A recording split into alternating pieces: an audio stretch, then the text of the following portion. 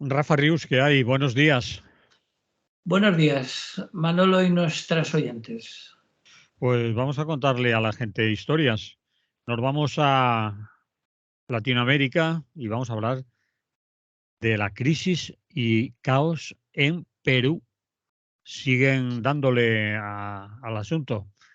A Sí, ver, sí, siguen y veremos hasta cuándo, porque la cosa no está cerrada, ni mucho menos, y por lo menos por ahora la cosa continúa calentita por allá.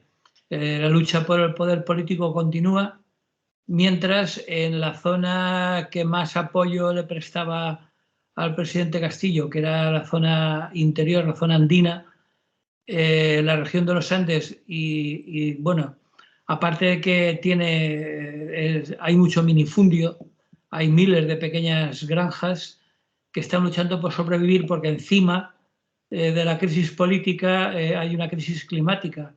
Están pasando la peor sequía en medio siglo mm, y entonces pues, la gente está bastante caliente. Y también, bueno, es que claro, como dice el viejo refrán, a perro flaco todos son pulgas. Eh, Perú, que tiene más de 33 millones de habitantes, vive una quinta oleada de contagios por COVID, después de haber registrado más de 4 millones de infecciones y 217.000 muertos desde que comenzó la pandemia. sí, Eso viene a agravar la crisis política, porque el problema de fondo es que, según el peculiar sistema electoral, que tiene algo que ver remotamente con el de Estados Unidos o algo parecido, mm, es que se elige presidente por un lado y parlamento por otro, lo cual hace que un presidente de izquierdas e indigenista pues haya tenido que lidiar con un parlamento con mayoría de derechas que en medio año ha presentado ya 3 mociones de censura. Claro, no es que tenga mal legislar, es que lo tiene imposible. Entonces, por si fuera poco, el Consejo de Estado de Perú, que está formado por los máximos representantes de la mayoría de poderes y organismos autónomos del país, ha respaldado al gobierno de la nueva presidenta Dina Boluarte,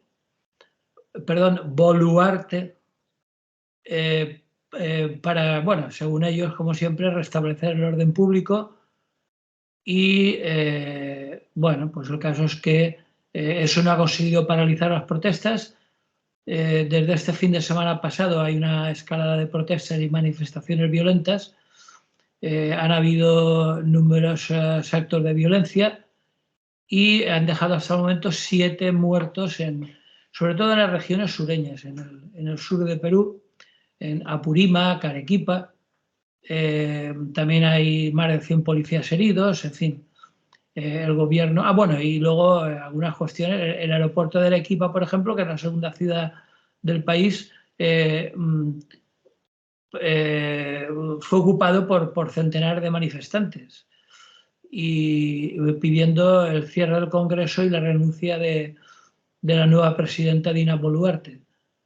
Bueno, como digo, la situación está en plena convulsión, no está nada claro cómo va a quedar y como desde mi punto de vista el máximo problema es, como digo, el peculiar sistema electoral que conforman mayorías diferentes en el Congreso y en la presidencia y por lo tanto un presidente que no cuente con el apoyo del Congreso, cosa que por cierto ya dijimos en su momento, no se trata de ahora de ponerse medallas de eso, ya lo decía yo, y tonterías por el estilo, pero sí que es cierto que eso ya se veía venir.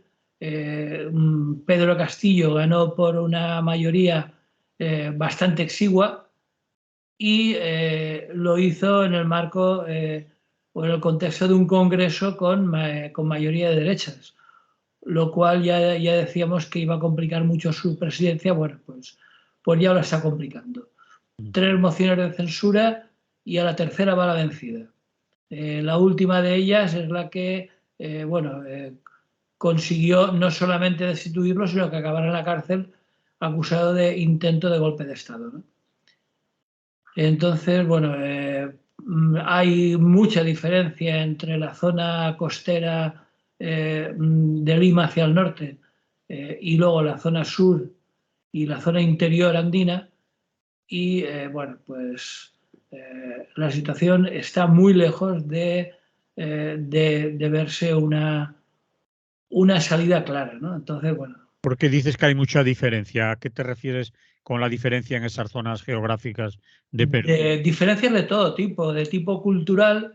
Recordemos que Perú era el virreinato de la Nueva España, y la zona de Lima y la zona costera en general está mucho más, por decirlo de alguna forma, por entendernos, occidentalizada. Mientras que la zona sur y la zona interior andina, pues tiene unas componentes sociológicas y culturales muy diferentes. Incluso desde el punto de vista demográfico, la población originaria tiene un porcentaje mucho más importante en el interior que en la costa, hasta incluso desde el punto de vista lingüístico, ¿no? Es decir, en el interior se hablan sus lenguas indígenas, mientras que la costa y la parte norte está totalmente, bueno, castellanizada, digamos, ¿no? Es la lengua oficial, digamos, de esa zona. Y eso hace que haya muchas diferencias de todo tipo, y esto se vio en las votaciones al estudiar los porcentajes de los candidatos que concurrían en las elecciones. Había una diferencia muy significativa entre lo que se había votado en el interior y lo que se había votado en la costa. Entonces eso tenía su reflejo en el Parlamento. Evidentemente la costa está mucho más poblada, las derechas se hicieron mucho más fuertes, y si a eso le unimos que Perú siempre ha tenido graves problemas de este tipo, recordemos Fujimori. Bueno, Fujimori y el que no es Fujimori. De los últimos 4 presidentes, 3 han sido encausados por distintos motivos y bajo distintas acusaciones de corrupción, cohecho, etc., ¿no? Entonces, no es algo que venga de nuevas. Lo que sí venía de nuevas es que esta vez había ganado un candidato de izquierdas, y si los anteriores candidatos habían tenido problemas, pues Pedro Castillo, que como decía, está muy apoyado en la zona interior, la zona indígena del país, pues ha tenido muchos más problemas. Si a ello lo unimos, como decía al principio. A Castillo, ¿podemos Sí. considerarlo un presidente de izquierdas, así entre comillas, y como lo entendemos aquí en Europa? Sí. Hombre, vamos a ver, no es ningún revolucionario, ni siquiera es un exguerrillero ni nada por el estilo. Lo que sí es un dirigente indigenista que ha sido dirigente de sindicatos mineros, y como digo, el apoyo lo tiene fundamentalmente por la población indígena, pero no es ningún revolucionario eh, radical. Es decir, podríamos decir que para los estándares de Perú, pues sería una socialdemocracia con algunos rasgos más significativamente considerados tradicionalmente de izquierdas, como el apoyo a los pueblos indígenas, etcétera, ¿no? Una cierta tendencia hacia la socialización de la producción agrícola y minera.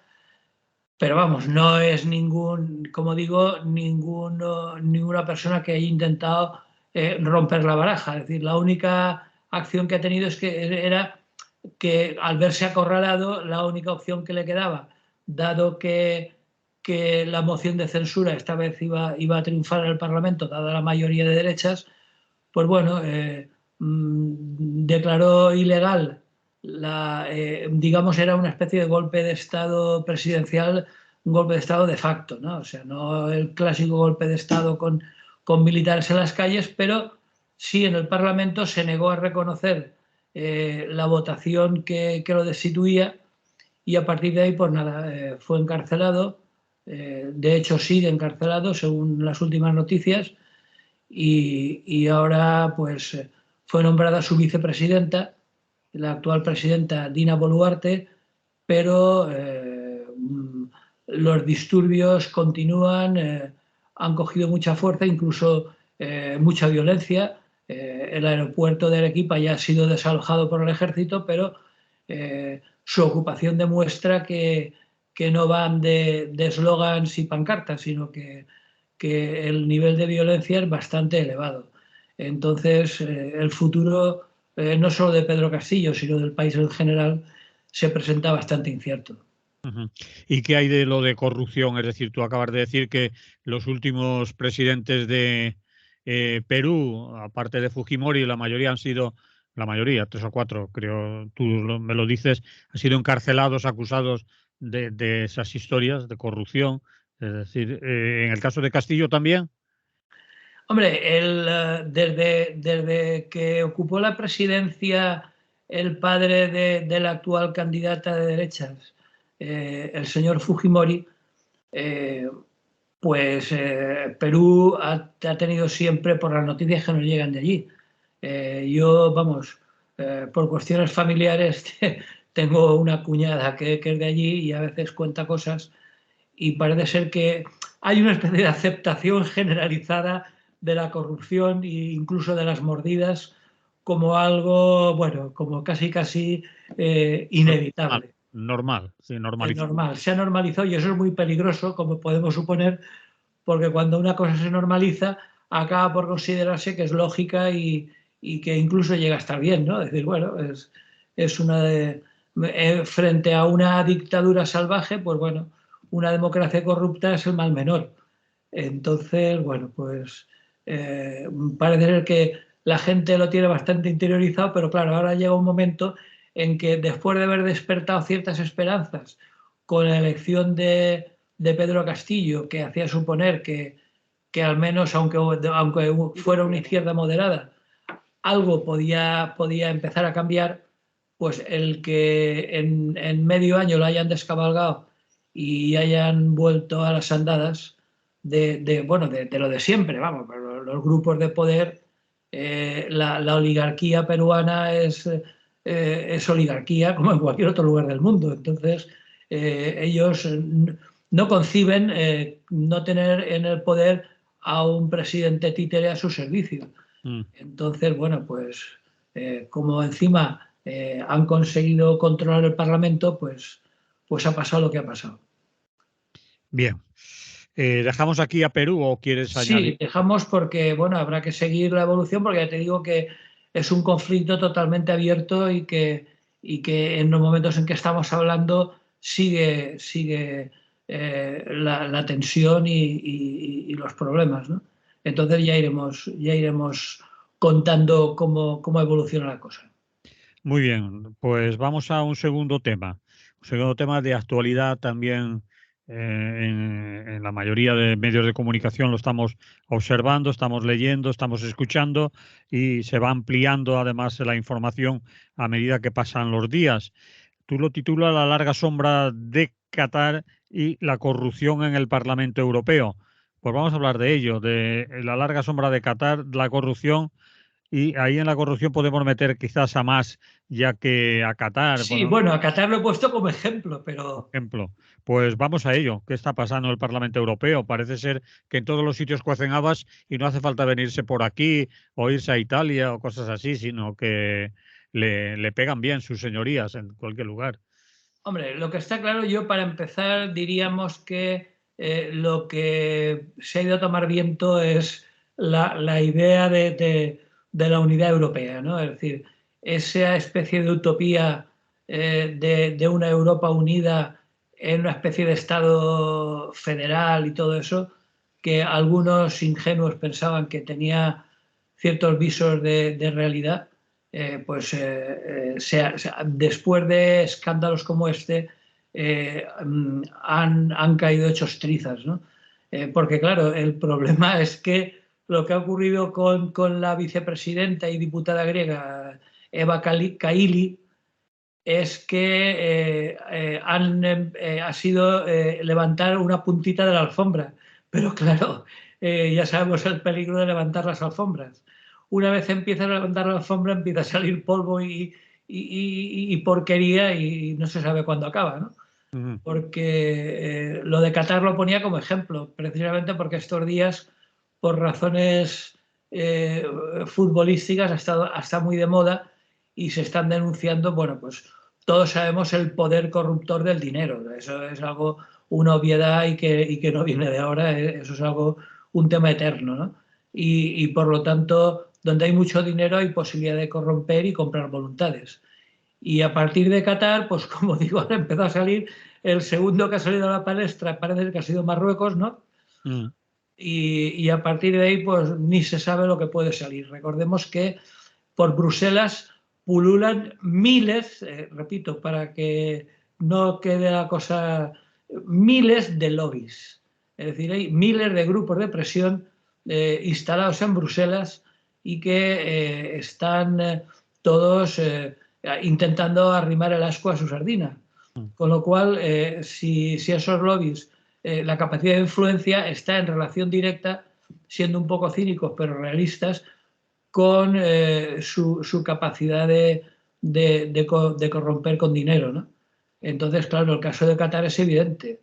Eh, la posibilidad de comprar voluntades con petrodólares, pues ha hecho que al final haya sido la cosa tan descarada que alguien que se ve que no ha recibido lo que hubiera querido, pues ha denunciado a Eva Kaili y, bueno, la ha denunciado por lo que todos sabemos, sospechosa, siempre presuntamente, aunque en este caso se hayan descubierto pruebas materiales. La han pillado con el carrito del helado, que se dice. Sí, sí, sí, de dinero en billetes, es decir, no, nada de sospechas de oscuras cuentas transatlánticas, que por supuesto también las tendrá, me imagino, pero en su caso le han pillado en casa eh, billetes en dinero en metálico, contante y sonante que se dice, y a ella y a su círculo más íntimo, ¿no? Y está claro, bueno, que parece ser que venía de Qatar. Bueno, pues el problema, como digo, es que, pues eso, que cuando se empieza a tirar de la manta, nunca se sabe lo que puede aparecer y con esos miles de lobbies pululando por Bruselas, pues puede aparecer mucho más.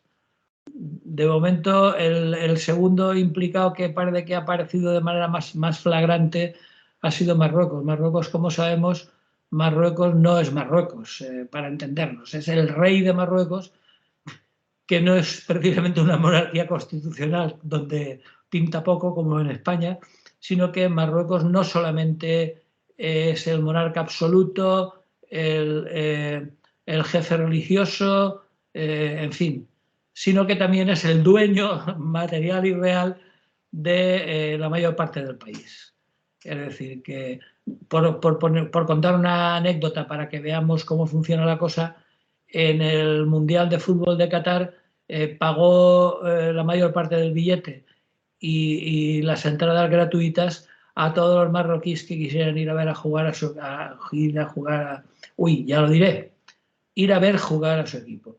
Es decir, es que Marruecos tal, Marruecos no es nadie, Marruecos es una abstracción es un país, el que realmente corta el bacalao de Marruecos es el rey.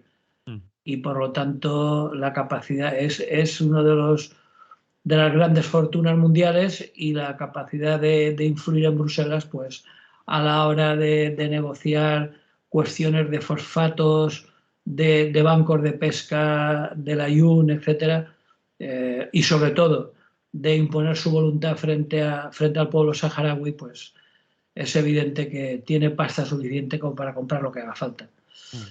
Denunciaba en un medio de comunicación la diputada canaria, conocida de todos porque lleva muchos años en el Parlamento español y ahora se retira, que también le preocupaba mucho el hecho de que Marruecos estaba presionando ya no solo con el tema del Sáhara, que es obvio, el Banco de Pesca del Ayun, que tú acabas de nombrar, sino incluso sobre las aguas territoriales que ya afectarían a Canarias, por lo tanto al Estado español y a muchas más cuestiones de política que afectarían directamente a Canarias. Es decir, que Marruecos no se priva de nada. Y otra cosa que te quería apuntar, aunque tú la conoces de sobra mejor que yo, es que todos esos lobbies son legales, entre comillas. Es decir, el que haya lobbies, el que haya grupos de presión en el Parlamento Europeo, no es algo que se haga a escondidas y que no puedan entrevistarse con parlamentarios o con diputados, sino el hecho está más bien en cuando sobrepasan la entrevista y los consejos y las copas a los sobres, al dinero, a las tarjetas black, a los regalos. Y entonces cuando el lobby... Claro, pero Manolo, pero eso de que sean legales es para quien se lo crea, es una absoluta ingenuidad creérselo, ¿no? Bueno, Son legales como tales lobbies. no están prohibidos, es decir, que las Sí, visitas sí, sí. a cara descubierta son a la vista de todos, las que se ven, las que se Pero conocen. sus actividades ya no está claro que lo sean tanto. Ahí. Es decir, claro, o sea, los lobbies en sí son legales, vale. Vale. Que no está muy claro, a mí no me parece nada claro, pero bueno, son legales, pues no habría nada más que decir, pero lo que no queda claro es que traspasen continuamente la línea roja de esa existencia legal para que su influencia de lobby sea realmente efectiva. Y cuando se habla de grupos de presión, la presión más efectiva es la del dinero. Es decir, llega un momento en que utilizando y abusando de esa legalidad se dediquen a comprar voluntades porque el Parlamento Europeo siempre es un objetivo fácil para quienes buscan favores e influencias políticas, ¿no? Desde ahí, además, hay de todo, ¿no? Desde grupos de presión del tabaco, que son los clásicos de siempre, representantes de la industria automovilística, incluso, que es algo que no se dice, funcionarios de los gobiernos nacionales. Es decir, si tú quieres por ejemplo, España y Portugal obtuvieron, como sabemos, hace unos meses un tratamiento especial para la cuestión energética, ¿no? Sí. Bueno, pues eso no se lo dan por guapos ni por la cara, por muy guapo que sea nuestro presidente.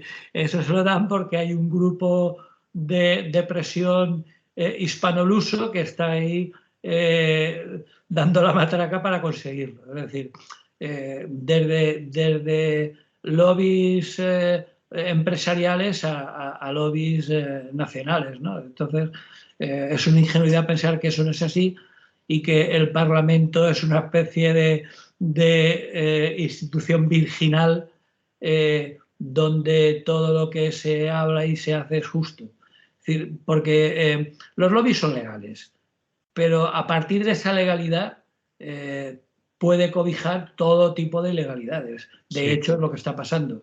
Es decir, continúan las redadas, continúan apareciendo continuamente casos durante estos días y más que van a salir de sobornos, porque esto es el resultado de años de negligencia, de ponerse de perfil y de mirar para otra parte de las instituciones europeas y que lo único que han conseguido es que en estos momentos, si ya la idea de Europa estaba bastante en horas bajas, bastante dañada, pues a partir de escándalos como este, yo creo que si por un lado hay ciertos estados del este como Hungría, Polonia, etcétera, que se pasan las resoluciones de la Unión Europea por bajo de las piernas, y ahora por otro lado se descubre de los sobornos, pues mucho me temo que la idea de Europa, si no desaparecer, porque me imagino que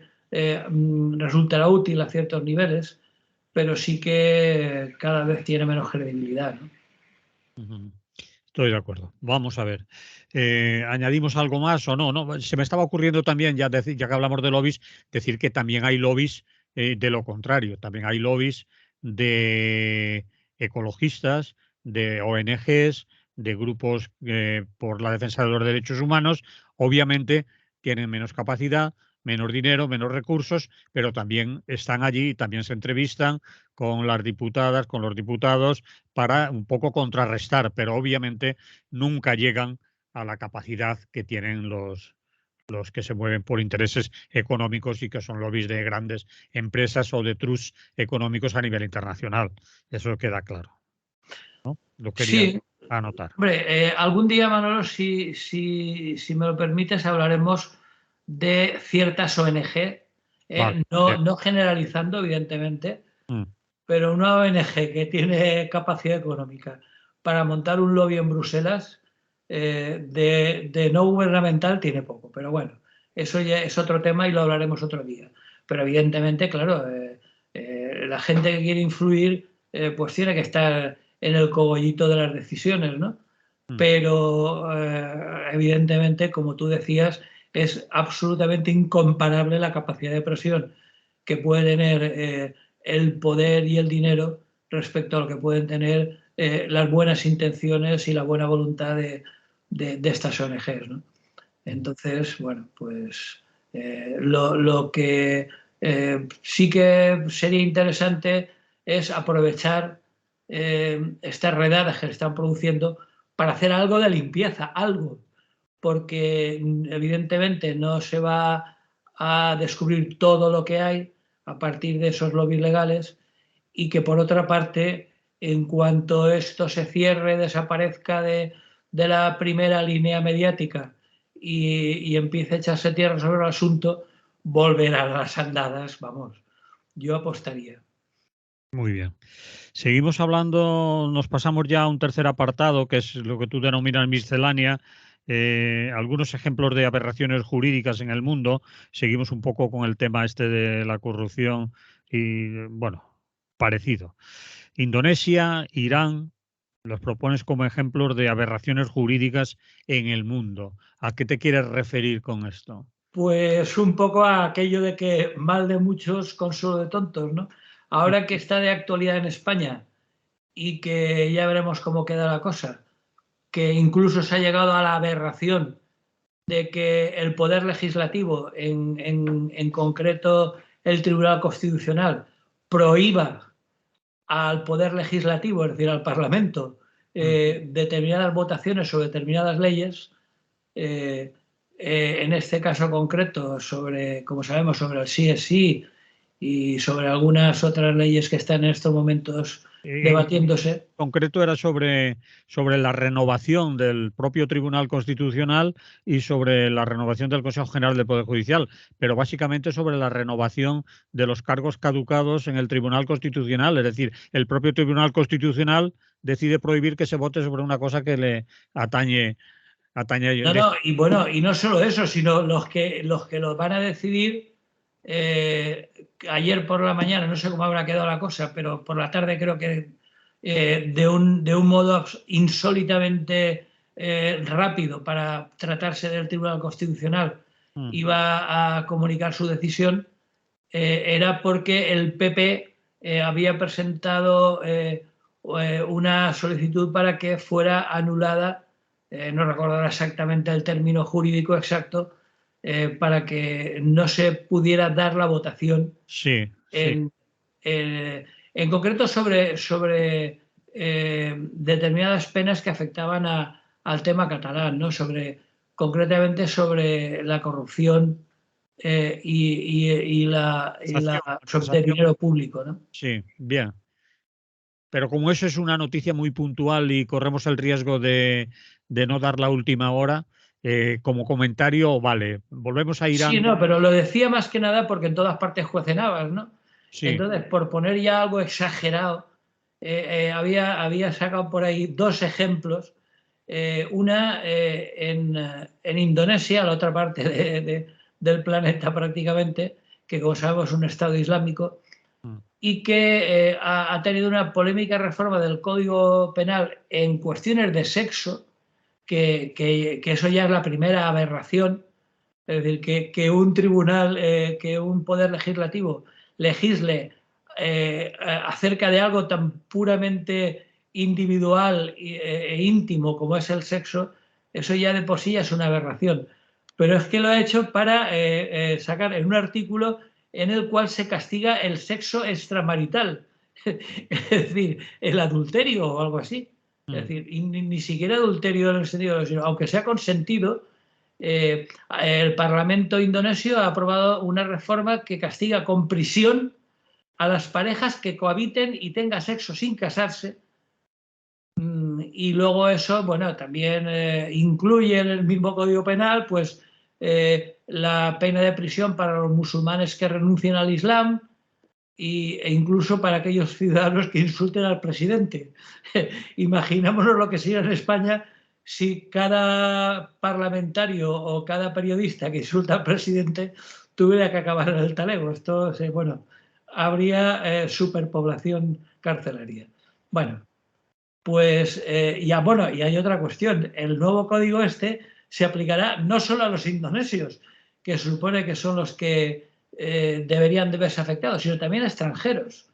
Es decir, si a ti te pillan de turismo en Indonesia, en un hotel, y te estás enrollando con una mujer o con un hombre que no sean los que tienes el certificado oficial de matrimonio, puedes acabar en la cárcel. Más o menos como si estuvieran haciendo un alijo de heroína o algo así, ¿no? Entonces, bueno, es tan absolutamente absurdo que yo cuando lo leí, bueno, no me lo creía, ¿no? Pero bueno, tampoco es único y exclusivo, porque tienen un problema grave, y es que la economía está por medio. Entonces, el temor es que esa legislación ahuyente a los turistas y perjudique las inversiones. Si sabemos que Indonesia es uno de los gigantes de Extremo Oriente económicos, y que uno de sus principales elementos económicos es el sector terciario, en concreto el turismo, ¿no? Entonces, bueno, ahí está la cosa, pero de momento el Parlamento ha sacado esta ley. Es decir, prohibido tener relaciones sexuales sin casarse, o tener esas relaciones sexuales con alguien diferente de tu marido o mujer oficial. Ahí queda eso. Bueno. Y nos vamos a otro que también estos días está de actualidad lamentable, que es Irán. Nuestros queridos amigos los ayatolás. La justicia en Irán contempla un delito de suma gravedad, incluso dentro del contexto de la ley islámica, y que supone prácticamente una sentencia de muerte. El delito es el de odio contra Dios. Y ahí ya no se habla de si laicismo, de si aconfesionalidad, de si posibilidad de ateísmo. No. Ahí hay un delito contemplado en el Código y castigado con la muerte, que es odio contra Dios o mojarebé. Y no va de broma, ¿eh? Hasta la fecha, la República Islámica de Irán ha ejecutado ya cientos de personas bajo ese delito. Concretamente esta semana ahorcó a 2 manifestantes que, mira por dónde, qué casualidad, estaban vinculados en las protestas que se han registrado en todo el país desde septiembre, como sabemos y como recordamos, a raíz del asesinato de Mahsa Amini, recordémoslo por si hiciera falta una vez más, por no llevar el hijab como según ellos tocaba. Sí. Bueno, pues ahora han ahorcado a Mohsen Sekari y a Mahidreza Ranawar, 2 jóvenes de 23 años que han sido ejecutados en el transcurso de pocos días tras ser condenados por este delito del odio a Dios, el mojarebé. Y por supuesto por un tribunal revolucionario, nada legal. Entonces, bueno, lo único que podemos decir, y si te parece, acabaríamos con una interjección árabe y muy castiza española. Ojalá triunfe la actual protesta en las calles y acabe pronto tanta locura. Muy bien. Nos volvemos aquí, Rafa. Sí, dime. Rebelión en la granja del PSOE. ¿Qué pasa? Mira, pues es que claro, intentas, porque claro, son temas muy serios y sobre todo este último que acabamos de comentar, porque hay muchas personas, sobre todo mujeres, bueno, y hombres, como hemos visto, jugándose la vida por conseguir algo más de libertad. Pero es que vamos, ¿qué me dices de que diversos varones, por cierto, es decir, hombres del Partido Socialista, tienen revuelta estos días la granja socialista, a cuenta supuestamente, porque claro, ahí detrás hay muchas otras cosas, de la reforma del Código Penal? Mm. Yo creo que en el fondo del asunto, lo que no le perdonan a Pedro Sánchez, y se la tenían guardada desde que ganó las elecciones al líder del partido, que por otra parte lo hizo, si recordamos, con un discurso engañosamente radical. Parecía que se iba a comer el mundo. Mm. Bueno, pues ahora varios presidentes autonómicos presuntamente socialistas, que muchos de ellos estarían mucho más cómodos en el PP, se están explicando a gusto con Pedro Sánchez. Le reprochan pues, prácticamente lo mismo que la derecha, es decir, reformar el Código Penal para aliviar las penas de delitos de corrupción que no supongan un lucro personal, si recordamos lo que hemos leído estos días. Bueno, personal o de sus allegados o de su partido. Y bueno, y estos capítulos socialistas lo quieren entender, y bueno, y toda la derecha, claro. Algo tan evidente como es que de lo poco bien que está haciendo el actual gobierno es conseguir el apoyo parlamentario de los nacionalistas en base a marear la perdiz. Es decir, prometer mucho y dar poco.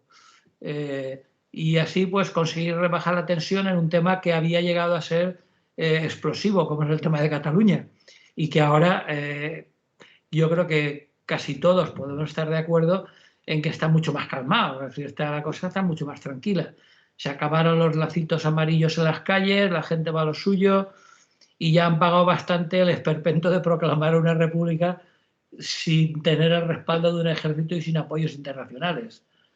Es decir, que a las críticas del presidente de Aragón, que parece salido de un delirio de Halloween, y el de La Mancha, que se parece a una especie de Sancho Panza gruñón, y que, por otra parte, parece evidente que solo piensa en sus propias elecciones, pues bueno, en los últimos días se han unido diversos mandamases del partido y, bueno, entre tanto Sánchez, pues a lo suyo. Hace lo mismo que sus críticos, es decir, nada, pero al menos es guapo y da bien en la tele. Y bueno, y esperemos que estas aguas revueltas se calmen en cuanto se acerquen más las elecciones y vean peligrar sus sillones. Entonces, yo creo que unidad, unidad, unidad. No sé cómo lo ves, pero yo lo veo así. Hombre, yo veo lo de García Paje y lo de Lambán, que obviamente están defendiendo su cotarro, su parroquia, bueno, su poder en las regiones que controlan, es decir, en Aragón y en Castilla-La Mancha.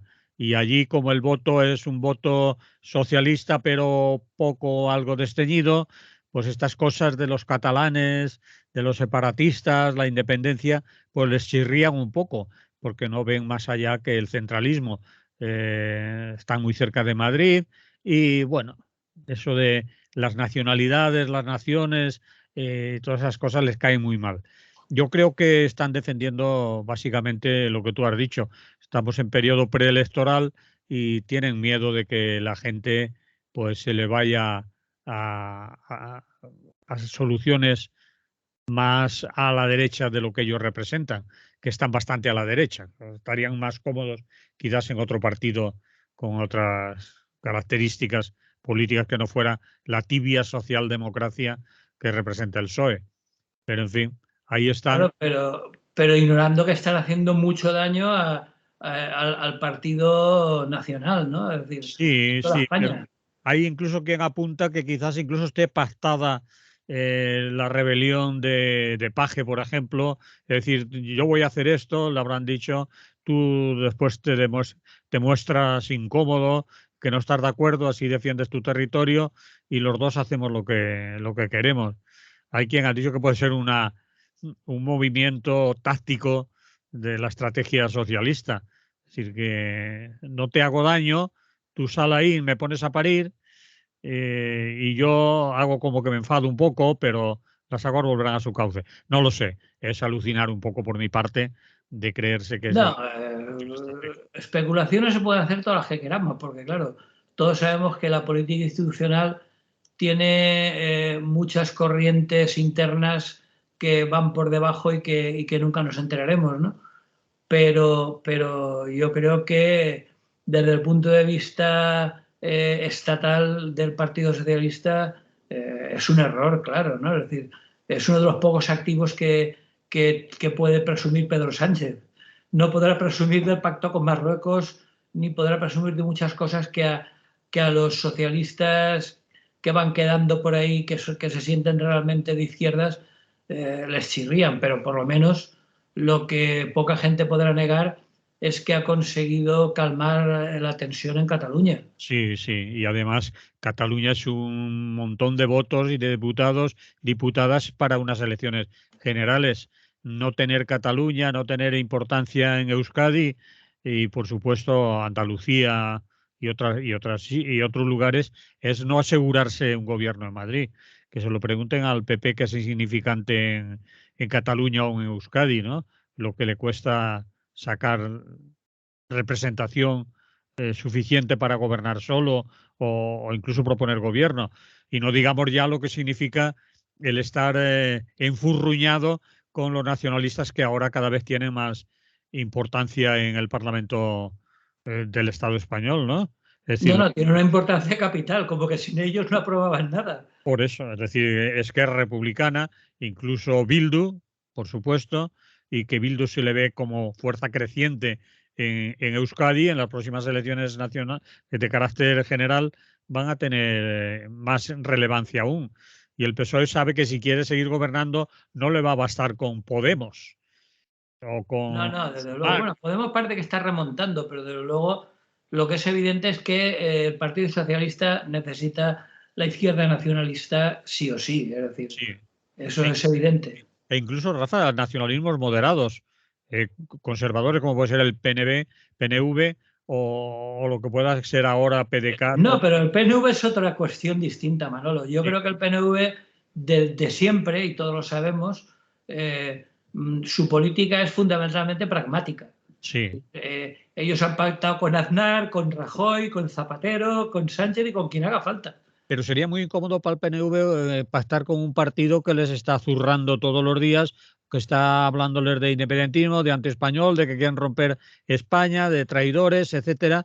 Ese discurso político, cara a la galería de castellanos o andaluces o extremeños, pues no puede ser el que tenga un partido que quiera después acercarse a los moderados Ya, nacionalistas. Manolo, pero el tiempo pasa, como todos sabemos.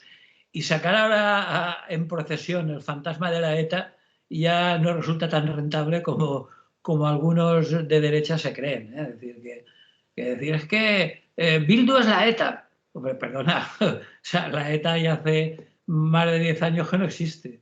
Entonces, bueno, es como sacar de las izquierdas decir que Vox es la falange. Pues no, o sea, es decir, hay cuestiones que afortunadamente desde el punto de vista empiezan a ser poco rentables, ¿no?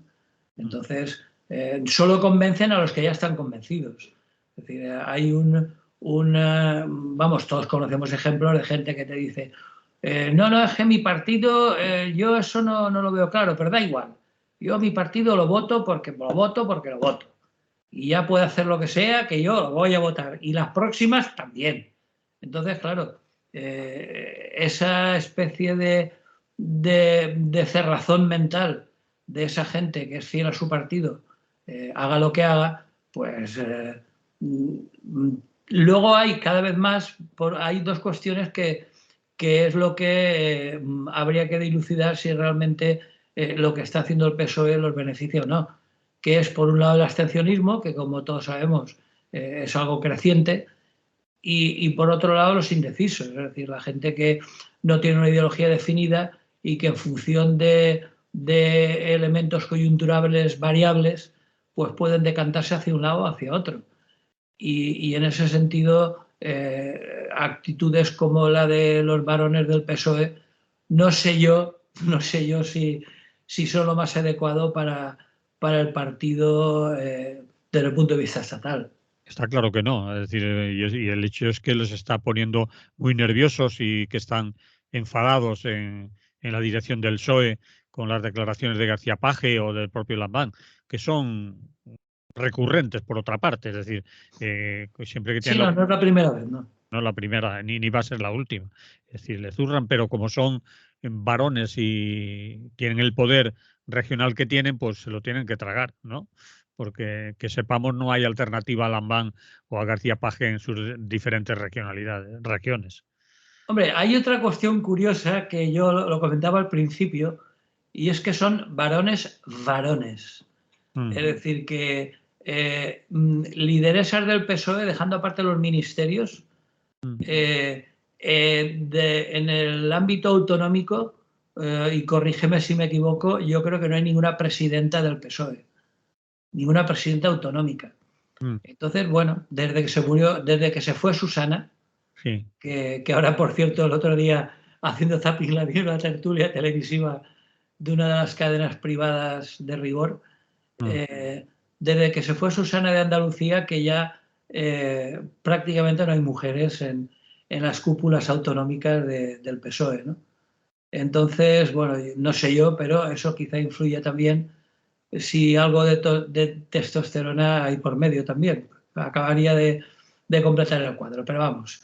Dejándose de especulación, lo que me ha resultado curioso es que no tienen bastante con embroncarse con sus socios de Unidas Podemos, a base de incumplir flagrantemente bastantes puntos de sus acuerdos programáticos de coalición, con que ahora se enfrentan con personajes de su propio partido. Bueno, pues no sé, yo creo que en cualquier caso yo confío confío por decir algo, en Pedro Sánchez, en el sentido de que me parece que es una persona que se maneja bastante bien en aguas revueltas, y yo creo que saldrá bien, sobre todo porque evidentemente yo no soy de su club de fans, pero desde su óptica lo está haciendo bastante bien en temas importantes como Cataluña. Es decir, a mí el hecho de que haya pacificado Cataluña me parece suficientemente importante como para que los socialistas le den un voto de confianza. Sí, bueno, creo lo mismo. Es decir, que estoy de acuerdo contigo. Es decir, el hecho, ahora, a ver, claro, exageran muchísimo, porque aquí se basa todo en que les gustaría a estos señores, en este caso señoros, que los catalanes se pudrieran en la cárcel o algo por el estilo, porque yo no entiendo qué les fastidia tanto de la nueva legislación de malversación y lo que están cambiando, ¿no? Pues que les van a rebajar la pena, la condena, por aunque es grave malversar. Por no haberse lucrado personalmente. Hombre, yo sí que creo que hay una diferencia. Es decir, no puedo meter al mismo saco a un ingenuo que piensa que esto es el país de Yupi, que va a proclamar por la cara una república catalana sin tener ejército y sin tener apoyos exteriores. Pues no es lo mismo eso, cuando ellos no se llevaron un duro al bolsillo, son los idealistas, que los carroñeros que se han dedicado a llenarse los bolsillos de ellos, de los familiares y del partido, con dinero público. Yo creo que hay una diferencia de matiz importante. Aunque también hay que tener en cuenta que el dinero público no se debe malversar, aunque no sea para lucro personal.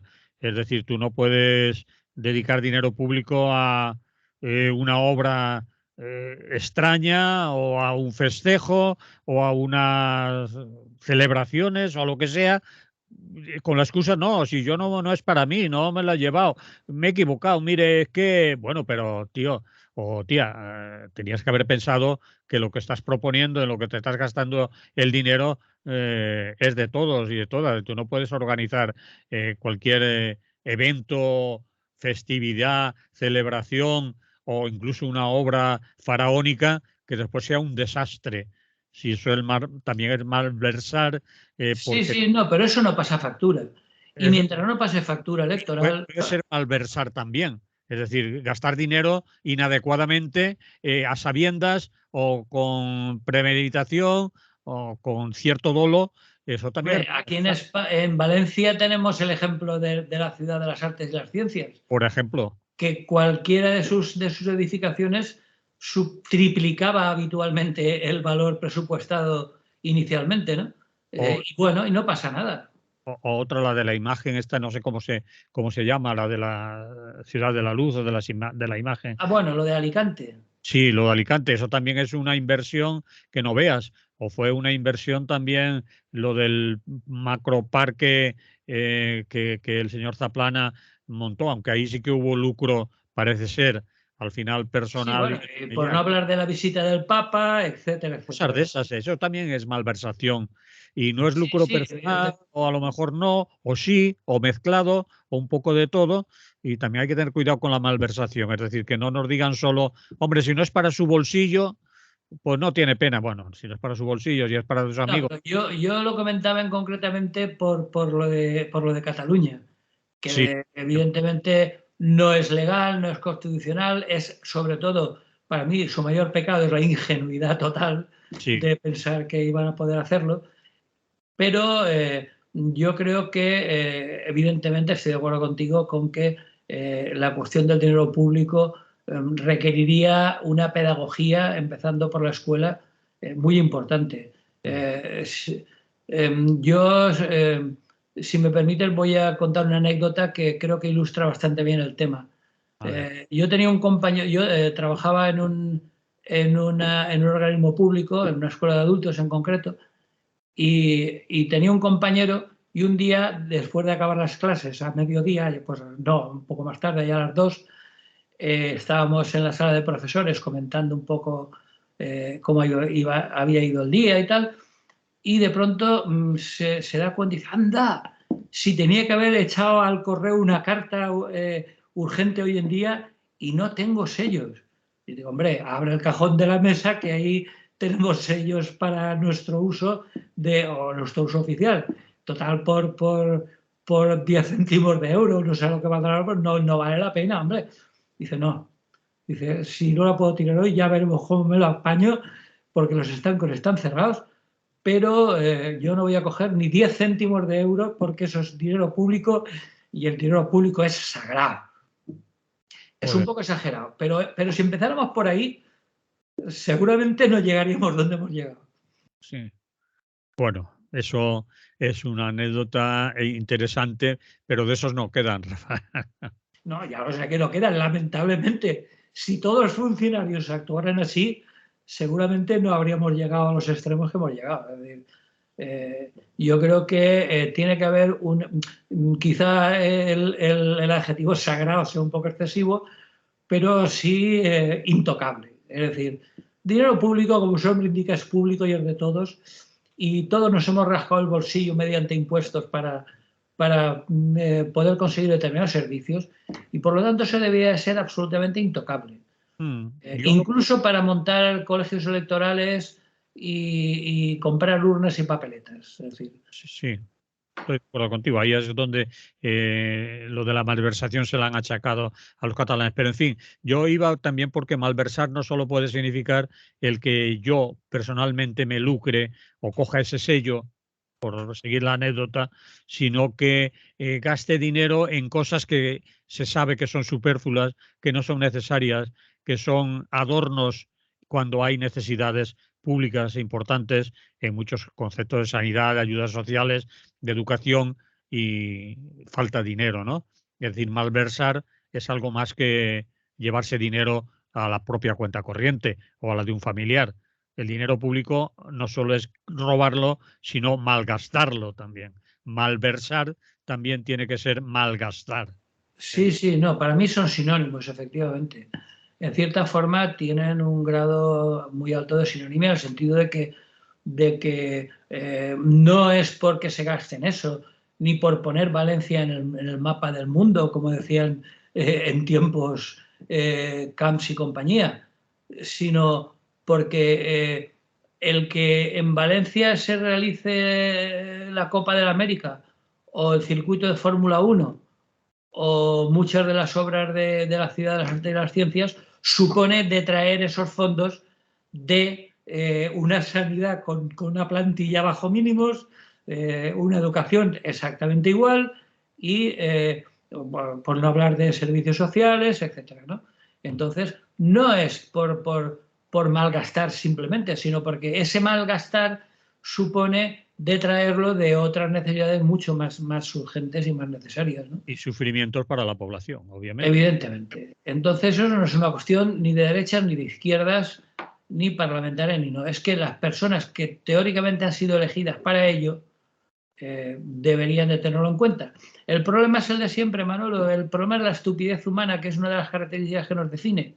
Porque si resulta que la gente que ha malversado y que ha malgastado todos esos millones, centenares y a veces miles de millones, no tiene ningún castigo electoral por haberlo hecho, bueno, a ellos les da igual. Es decir, lo sabemos, es decir, aquí en el PP es evidente. Es decir, después de todos los fastos mal gastados, llegaba el señor Camps y ganaba las elecciones. Y digo, bueno, pues apaga y vámonos, ¿no? Porque aquí otra cosa no, pero la gente que vota va y vota sin tener en cuenta esas cosas, con lo cual, es un poco, como decía la Biblia, predicar en el desierto, ¿no? Pero bueno, habrá que seguir insistiendo. Sí, señor. Lo vamos a dejar aquí, Rafa, porque Muy bien. Pues nos oímos la semana que viene, ¿te parece? Si no estamos de lleno en el solsticio de invierno, sí. Bueno, ya veremos, porque aquí sí hay una fiesta cerca. 17, 22, no, creo que no nos pilla. No, pero como esté cerca, da igual, nos pilla, ¿eh? Porque Bueno, ahora ya tú cogemos el... mismo.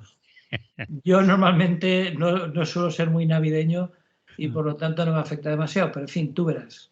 Bien. En principio nos escuchamos a la mayor brevedad posible. Muy bien. Hasta entonces, que vaya bien, que haya salud. Igualmente, salud y buen día.